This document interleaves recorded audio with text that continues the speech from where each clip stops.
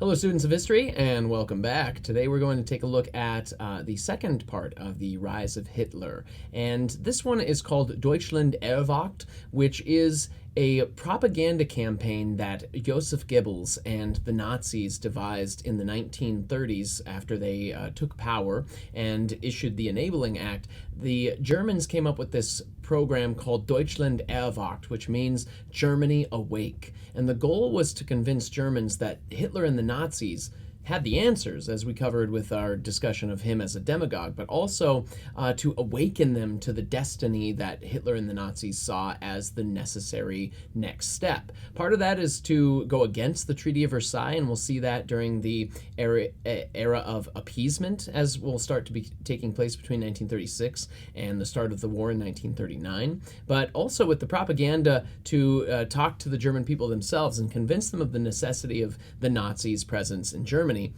and complete control through the Enabling Act. As you can see with this first poster here, this says, "We German workers have been awakened." And it's a campaign poster to try and get workers to vote for Hitler. Another thing that we've got here is the use of the SS Schutzstaffel and the Sturmabteilung seen here in their uniforms, saying that they are the guarantors of Germany, the protectors of Germany. And then here you can see the workers saying, "Enough! Vote Hitler!" and then breaking the chains that have enslaved Germany since the Treaty of Versailles. And then we have this poster that would be hanging over your bed, children, if you are part of the Hitler Jugend, and it's just creepy, and I would not want that hanging over my bed any day of the week. But, you know, it's just part of the weird things that are happening now in Germany as Weimar is crumbling. So the Weimar Republic is going to crumble because of the Great Depression. And with all of the things that were going on with the Nazis in the 1920s as being a radical group, they are seen as the front runners, as someone that has the answers to the problems of the Great Depression. I mean, through that 1920s, after things start to go back to normal a little bit in Germany, from 1924 to 1930, things were relatively normal in Germany economically, and they were getting back on their feet as a nation in Europe, and therefore there was less desire amongst voters to see the Nazis in power. They were too radical. But then when the Great Depression happens in 1931 in Germany, that is the moment when a radical seems like they have the right keys to bringing them out of this situation. Now, President Hindenburg, he was elected to the presidency in 1925. You might recall that he is a war hero from World War I. And because of his status, he is able to wield an incredible amount of power through this time period in conjunction with the Reichstag. But once the Reichstag is unable to deal with the problems of the Great Depression and makes Weimar ungovernable, basically Hindenburg rules by emergency decree. He rules as not a dictator per se, but he is not able to trust democracy to get the job done quickly enough. So he's kind of just doing it. And it's not a system he wants to see. He wants to preserve democracy as much as he can. So he knows that he needs a powerful group that will help him to do that, to be both chancellor and then have the votes in the Reichstag to make a coalition that could help him to run the Weimar Republic. Not easy to do because there are so many different competing parties in Germany at this time. And so the Reichstag, because of the way that they had this system where it's not a 2 or 3 party system, but 13 or 14 parties that are legitimate and then many on the outskirts of that. I mean, there's as many as like 40 or 50 different parties that have a bunch of weirdos out there. And one of them, of course, is the Nazis. But the Nazis are a legitimate party that is gaining influence throughout the Great Depression. So because of this system within the Reichstag, they can't form a coalition. There's just not a way to get a clear majority of over 50% to guarantee that they've got the chancellor and that they would also have the votes necessary to get things done. So normally you'd form a coalition between various groups that would combine and say, well, we're going to run things together and kind of vote along the same party lines. That can't happen right now because so many groups are there with so many different ideas, and the Nazis don't like to play well with others. All right, if you're not a radical weirdo who's got a racist policy to follow, you don't fit in with the Nazis, and so they want it their way. And they're going to make that very clear as they are trying to get elected into the positions of power. Well, Hindenburg, meanwhile, again, is ruling by emergency decree. But while the economy gets worse and worse and unemployment rises, the Nazis are going to gain influence. You can see from this graph here, which shows here's the German unemployment rate, and then here you can see the Great Depression will take place in 1931, which dramatically increases the unemployment rate. And as that's happening, this is where the Nazis are gaining influence. So back here, after the failed beer hall putsch didn't work out so well, so not as many people voting for him. And then here they're starting to gain influence again because of the situation in the economy getting bad in America, which meant that things were starting to get bad in Germany, but not quite, until the Depression officially hits Europe. And then all of a sudden, you've got the Nazis getting a lot more votes. And by 1932 and 33, the Nazis are able to gain a 44% vote in the Reichstag. Now, that's not a majority. It's not a clear majority, and so they do not have the power to be able to do what they're hoping to do unless they can have Hitler or someone within the Nazi Party be appointed as the chancellor and then find a way to remove opposition. But that's going to take some bold strokes here, as we'll see. And so Weimar officially crumbles because of the fact that there will be an opportunity where Hindenburg knows that he can't trust the Reichstag to get anything done, so he does suspend democracy. But he's got for himself a vice chancellor, and that vice chancellor's name is Franz von Papen. Now, Franz von Papen was convinced that for some reason he was convinced that the vice chancellor was the one that held the real power, because he was the go-between between the chancellor, the Reichstag, and the president. So he thought that he held the real power. If he could be the vice chancellor and they brought in Hitler as chancellor, they could control him.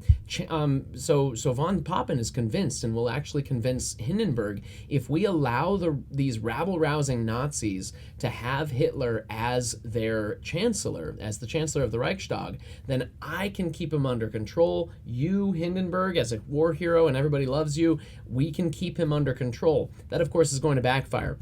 So through like a backdoor deal, Hitler doesn't have the majority to achieve the chancellorship, but through a backdoor deal, Hindenburg and von Papen bring him into the chancellorship. So he will be appointed as chancellor January the 30th of 1933. He'll find out at roughly 2 in the morning that he's being appointed the chancellor, and starting at 4 in the morning, he gets started with his first meeting to try and deal with the issues of the Great Depression. And I say that because, again, right now he's a politician, and you don't see him in uniform. In fact, one of the big things that he's going to do during this time period, if you look at this picture here, first of all, let me point out how much taller President Hindenburg is than the short little idiot Hitler is. But still, Hitler is dressed as a politician. He will abandon the SA uniform temporarily because he wants everyone to see him as a legitimate politician, not a rabble-rousing weirdo that, of course, we all know he is. So he sets straight to work on dealing with the Great Depression. Problem is that a lot of people disagree with him because they think he's too much of a rabble-rousing weirdo.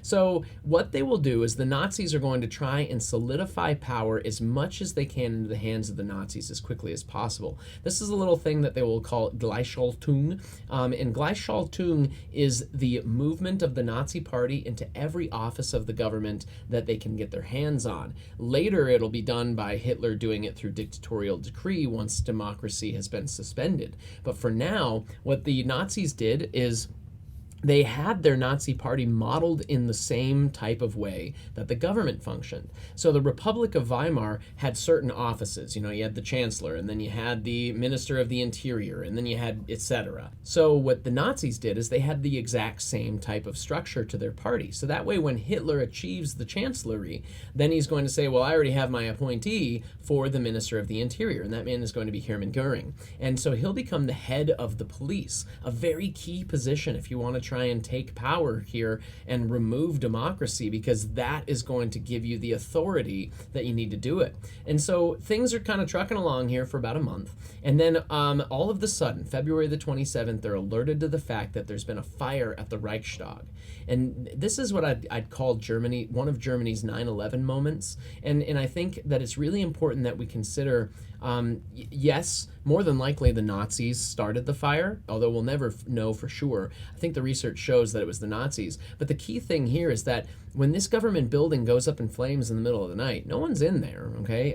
But they're going to blame a communist Jew. So it's kind of like if Congress had been blown up today. And Congress, when it's blown up, you blamed some terrorist from the Middle East who's Islamic who got into America by going through the lack of wall on our southern border. And so that's like the ultimate hot button kind of thing to push to convince people that we should be scared of our enemies wherever they are, whether it's the Middle East or illegal immigrants from Mexico or you name it. And so this is really that kind of moment for Germany. And Hitler and the Nazis use this greatly to their advantage. And Hitler is quite the actor. He's going to find easy ways to try and make it look like he was not the one that had anything to do with this, of course. So what the Reichstag Fire will do is it will convince the Nazis that they've got a greater chance here to try and remove other powers by gaining a clear majority. They got to have that 51% to be able to do the kinds of things that Hitler wants to do to remove democracy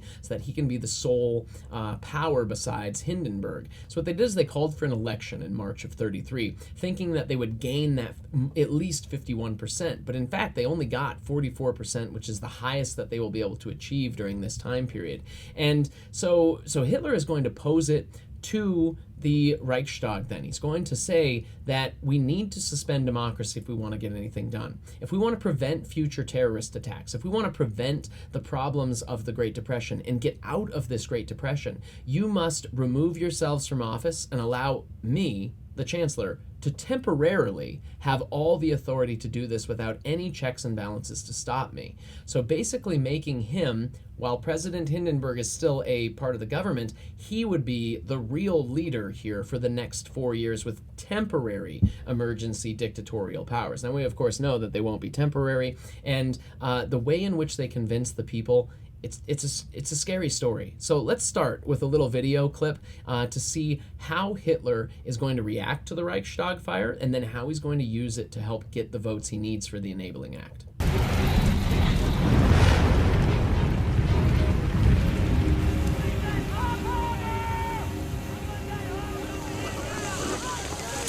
Do you have any suspects? Has anyone been arrested? What actions will you take as a result of this? Could this be a communist plot? What happened? Apparently a Dutch communist broke in and set the fire. Police have him under arrest. Tell Rome he can still be of some service. You were talking about an enemies list. That's not a bad idea. This is a signal from God. We're under siege. The terrorists have opened fire, and we will fire back. It's good to see him so happy. This is an outrageous crime, and someone will answer. But this completely overrides the Constitution. Effectively, it puts you in charge. These are troubled times, sir. The Constitution could not anticipate them. The national monument is being destroyed. Our democracy is under attack. If we're to wage war on these foreign infiltrators, certain civil rights must be suspended. And power is seized instead of bestowed. The hand that seizes it is often burnt. The Reichstag must approve this before I sign anything. In order for the government to carry out necessary procedures against terrorism, Reichstag must support an Enabling Act. This act is your opportunity to hand power over those that can wield it most effectively. From now on, all legislation will be handled by the administration, which will have sole right to make constitutional changes. Freedoms of speech, association, and the press are temporarily suspended. Privacy rights in relation to telephone and postal communication are revoked. Order! Order! It's very good, sir, but let's use a larger typeface for Hitler. Hitler's just called an emergency meeting of the Reichstag. Wants their approval for something he calls the Enabling Act, which will turn this country into a police state with him as absolute ruler. My God. No matter what he does, he just gets stronger. I'll bet the Nazis set the fire themselves. Something I haven't told you.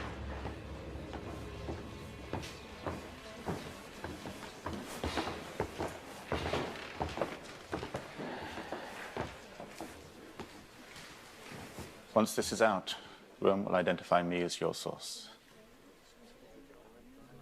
My job as Rome's press secretary was just a front. He hired me to get financing outside of Germany. Financing? For what? The SA. He agreed to sign a contract with a man in London in exchange for exclusive oil imports to Germany. The Nazi Party was given economic incentives to a foreign investor. What happened to Germans for Germany? Exactly.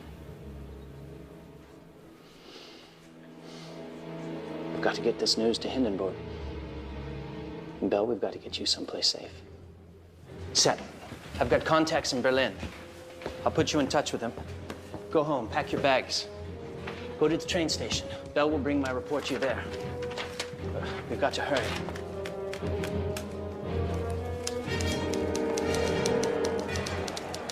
The government assumes the right to intervene in any situation to restore order. The right to draft laws passes from the Reich's president to chancellor.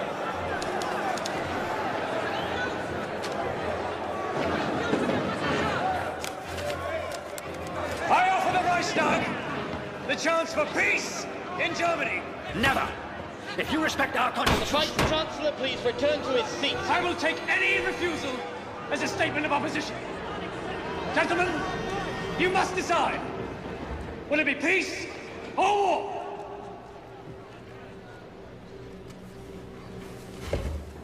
Deutschland, Deutschland, über alles, über alles in der Welt. Wenn es jetzt zu Schuss und Grusel, Lüge zusammenhält. Auf der Macht ist all die Welt.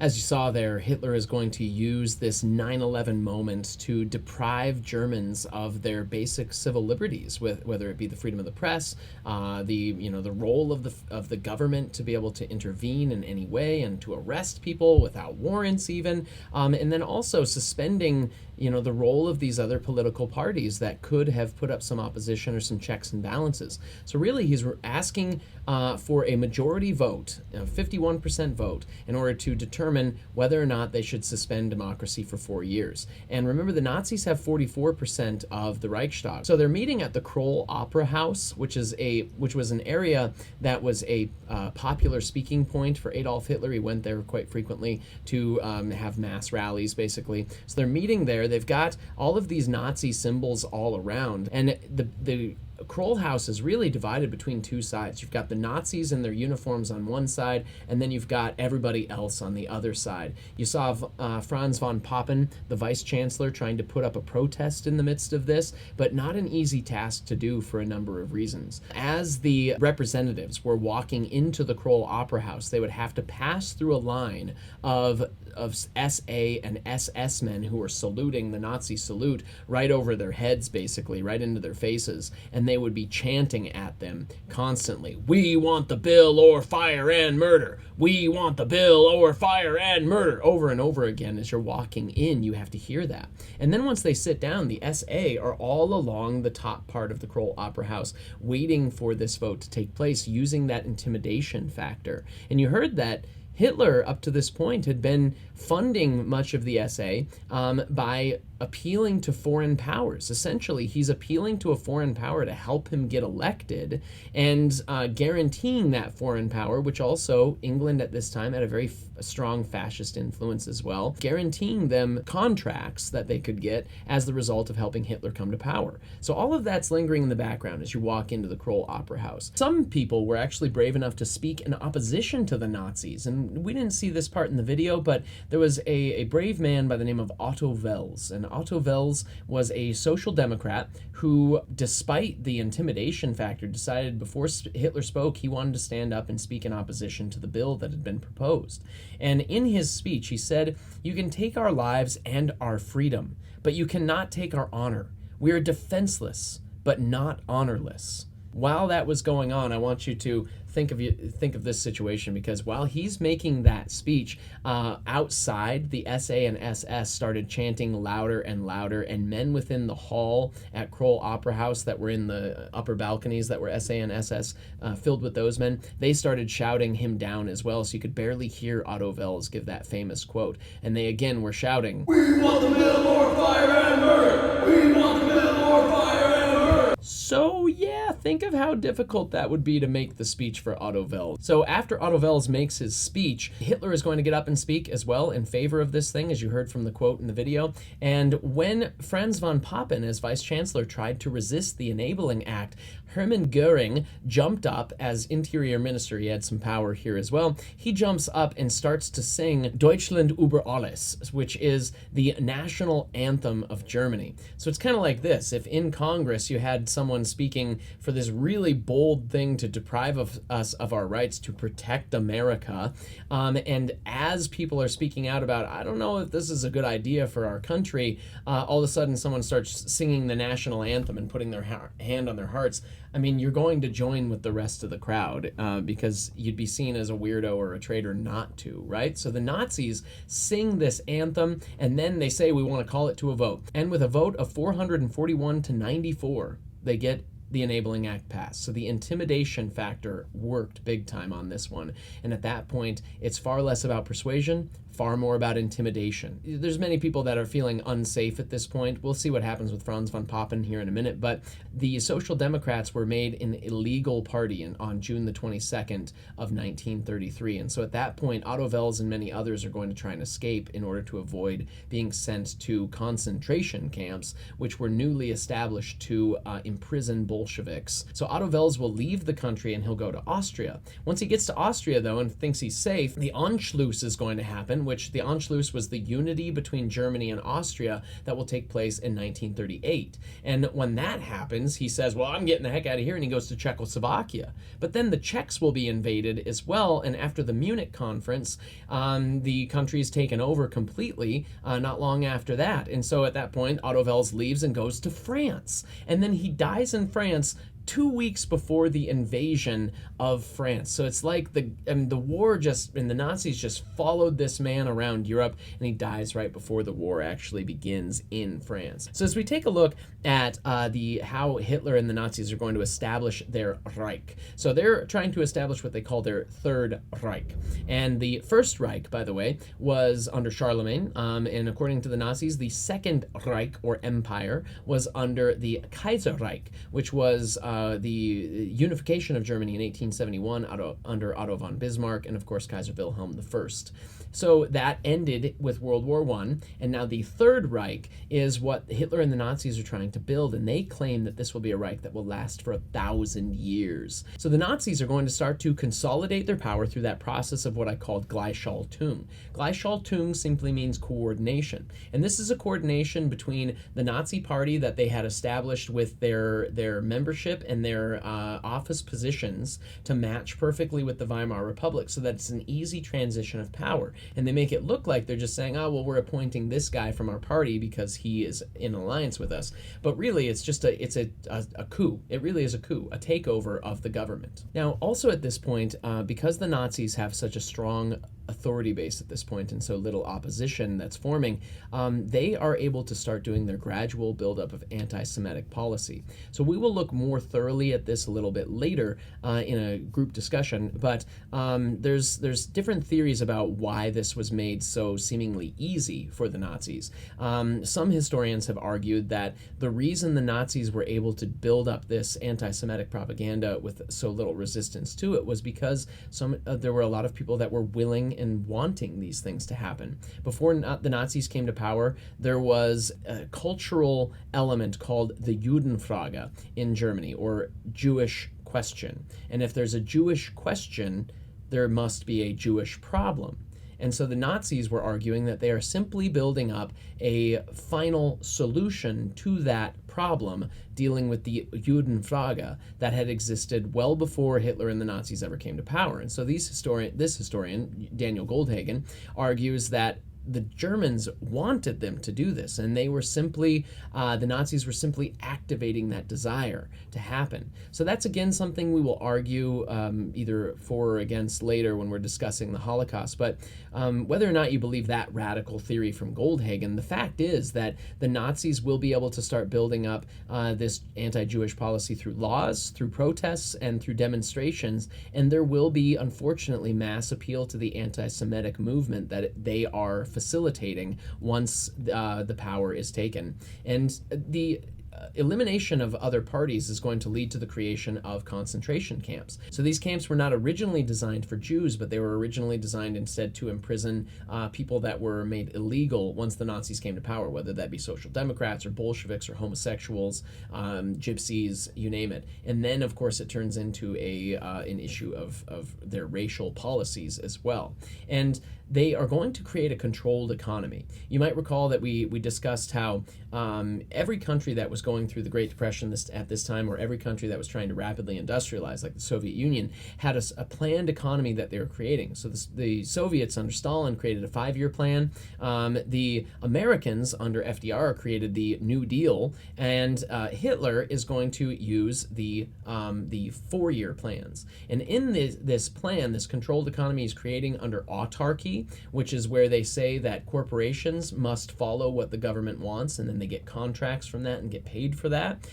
They made it so that unions are illegal. Now, you might think that the German Workers' Party would be upset about illegalizing the workers' unions. But what they did was they said the government will act as your union. You don't need a union anymore because we will take care of what you need. And the workers believed them and were thrilled once jobs started rolling in with the 4-year plans, first in 1933 and then in 1936. Some of those corporations that are going to be created from this are things like Volkswagen. Daimler-Benz is going to see a huge increase in production right now. They'll start by building people's wagons or Volkswagens and cars and that kind of thing. They'll build the Autobahn. They will start with consumer products. But then, of course, it moves into industries that are focusing upon arms productions and militarism, and those are all things that will violate the Treaty of Versailles. There will be the creation of labor camps as well, using basically slave labor of people that are illegalized and put into prisons. They will also have works projects, like again, the Autobahn is going to be one of the largest building projects in German history that was state-funded. Agriculture is also expected to meet the state demands so that everybody has enough food. And then it's going to start to violate that Treaty of Versailles in 1936, and thus starting the appeasement time period in European history. More on that later. But let's take a look at what von Papen is going to say to all this. You might recall that von Papen was convinced that he could control Hitler, and he's learning very quickly that is not the case. Because about a year and a few months after the Enabling Act goes into effect, von Papen is still vice chancellor, but he's going to deliver what was called his Marburg speech. He said in his Marburg speech, "The government must be mindful of the old maxim, only weaklings suffer no criticism, and that no organization, no propaganda, however excellent, can alone maintain confidence in the long run." So the reason that von Papen is giving this speech in 1934 is not only the illegalizing of the parties, but the SA was increasingly seen as being out of control. They were running around, beating people up, enemies of the people, enemies of the people, beating them up in the streets, killing people left and right, protesting against Jewish businesses and doctors. They were seen as out-of-control thugs at this point by a lot of Germans. Now, keep in mind that there were a lot of Germans, of course, too, who greatly supported what they saw happening right here, and they liked the SA and liked their hyper-nationalism and their fist-pumping and fist-wielding glory that they were doing for the country. This is a divided, very tense country right now. And so von Papen, he gives a clear warning about how far this can go in that speech that you heard, but another warning that he gives in his Marburg speech was, Germany must not turn into a train headed off into the blue yonder with no one knowing when it will stop. Essentially saying that Hitler and the Nazis are taking this thing to such extremes that we don't know where this is going to go, because democracy is still something new. Democracy has been removed, and now we have a dictator, and Hitler does not even seem to be as restrained as an emperor or a king might have been during the old Kaiserreich. This is new territory, and it's scary for people like von Papen who disagree with Hitler and the Nazis. And so at that point, von Papen says that he's going to submit his resignation for the vice chancellorship because the speech was so poorly received by the Nazis. The propaganda ministry under Joseph Goebbels is going to suppress this thing and make von Papen look very bad in the media. And so von Papen says he would like to go into exile, basically, and remove himself from the government. So he submitted his resignation to Hindenburg, and Hitler accurately foresaw that if von Papen submits his resignation to the man that's been his longtime confidant, the president is sick at this point. President Hindenburg does not want to see von Papen quit, but he says, all right, fine, I'll accept your resignation. But he gives Hitler an ultimatum saying, if you don't establish the peace, if you don't lay the smackdown on your own people and reestablish the unity that we need to get through this, then I'm going to forcibly remove you from office and overturn everything you've been doing. So Hitler is going to make a bold move here in a little thing called the Night of the Long Knives as a response to von Papen and Hindenburg. This is something that Eric Larson, a fabulous historian who wrote a book called In the Garden of Beasts, talks about how by 1934, Hitler and the Nazis are going to establish their supremacy fully as popular leaders because Hitler will stab his own people in the back and kill many of his own people in order to get power at any cost necessary. A true totalitarian dictator kind of move. And it will happen in the summer of 1934 because of von Papen and Hindenburg's issues with Hitler at this point. Hitler wanted to eliminate the threats within the Nazi party. There is a powerful leader of the SA. They're getting increasingly radical. They get drunk and they party and then they beat people up, and it makes Hitler as politician look bad. So Hitler needs to remove Ernst Röhm. Ernst Röhm is a man who wanted to incorporate the SA into the Wehrmacht. Remember, the Wehrmacht is limited by the Treaty of Versailles to only 100,000 men. And there's a lot of theories that say that if Hitler had been stopped, whether it be by von Papen or Hindenburg or the Allies, who would have said, look, you're going too far with your militarism. This SA is a dangerous thing. We're going to invade and make you stop that.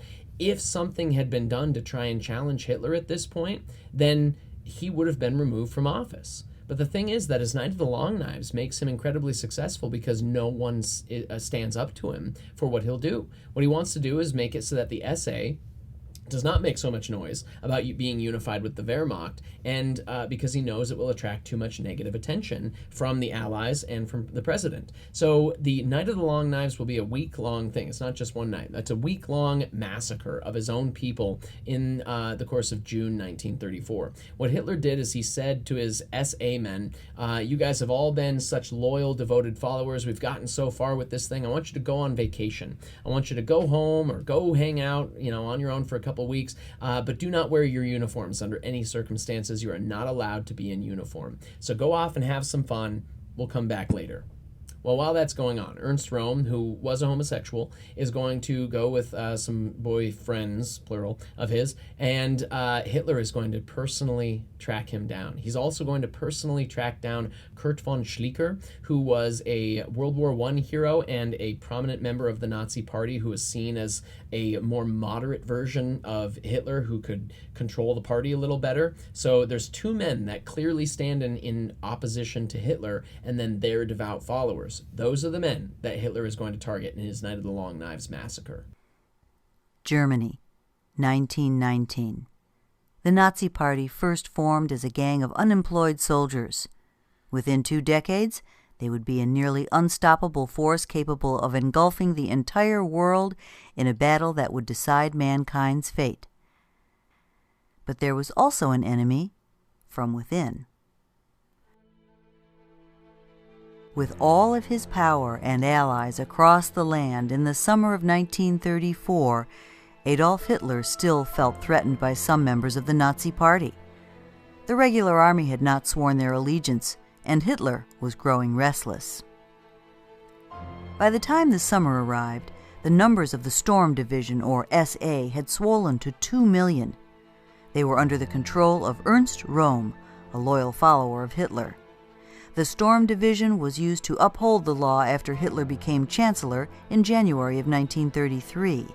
For all intents and purposes, they were the enforcers of the land. However, Röhm had made enemies with the Nazi Party. Himmler, Goering, and Goebbels were angered by the power Röhm had gained and convinced Hitler that he would soon be challenged. By June 1934, the regular army viewed the SA as a potential threat. The Storm Division outnumbered the General Army, and Röhm openly spoke about taking over the regular infantry by absorbing it into his own ranks. Such talk caused alarm and dismay among Hitler's followers. Hitler had decided that Röhm was a threat. If Röhm and the other SA leaders were removed, the division would come under the control of Hitler's army, but they would have to swear an oath of loyalty to the Führer. The army agreed, and Röhm's fate was sealed. Beginning on June 29, 1934, units of the SS arrested the leaders of the SA and other political opponents. The arrests lasted for 3 nights. In the end, 77 men were executed. The SA was placed under the command of the army. Hitler received an oath of allegiance from all those who served. Ernst Röhm was killed, and the Nazi Party became far more powerful than before.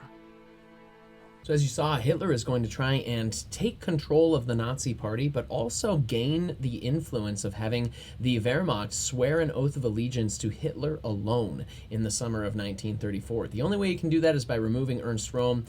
Hitler, when he was attacking Ernst Röhm, they actually found him in a cabin or like a party house, crash house, with his lover, his gay lover, and some other SA men. And so when Hitler was walking around at this event, he carried, according to rumor, there's not much that we know about all of this because, of course, the Nazis don't want to talk about the fact that they were killing some of their own men. But he was walking around with either a whip or a pistol, and there's very few occasions that we know for sure Hitler actually killed someone.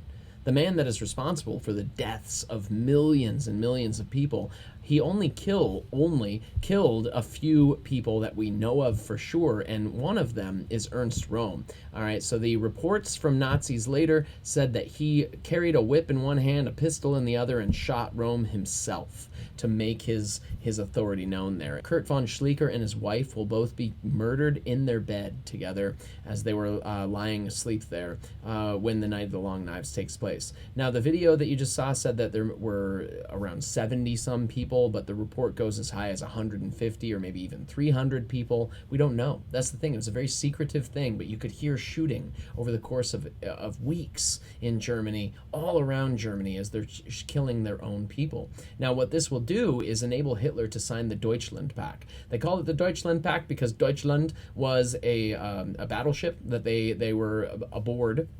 When they signed this thing on the Deutschland, they said that the army is going to swear their allegiance specifically to Hitler as the leader of Germany. And at this point, by the way, Hindenburg was sick, and by August of 1934, he will die.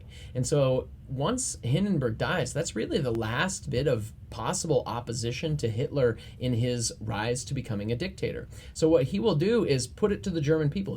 He'll do a popular vote, and popular vote. There was a lot of intimidation going on at this point too, but he wants to combine that persuasion and intimidation together in a vote to make it look, certainly to the rest of the world, if not to Germans that were doubting, that Hitler truly is popularly brought to power at this point. So he asked the German people, should I be both the temporary dictator of Germany as the chancellor with no checks and balances against me, but also be the president? Should I be both? Should I combine those offices? And in a vote that was over 90% approval, said yes. In this plebiscite or people's vote, it said yes, we want you to be both chancellor and president. Now again, the numbers were probably skewed, but historians of the time period, or newspapers of the time period, were saying that there was probably a 10% differentiation in that from what was actually propaganda and what was really going on. But still, that's a clear majority. A lot of Germans apparently like what Hitler is doing at this time.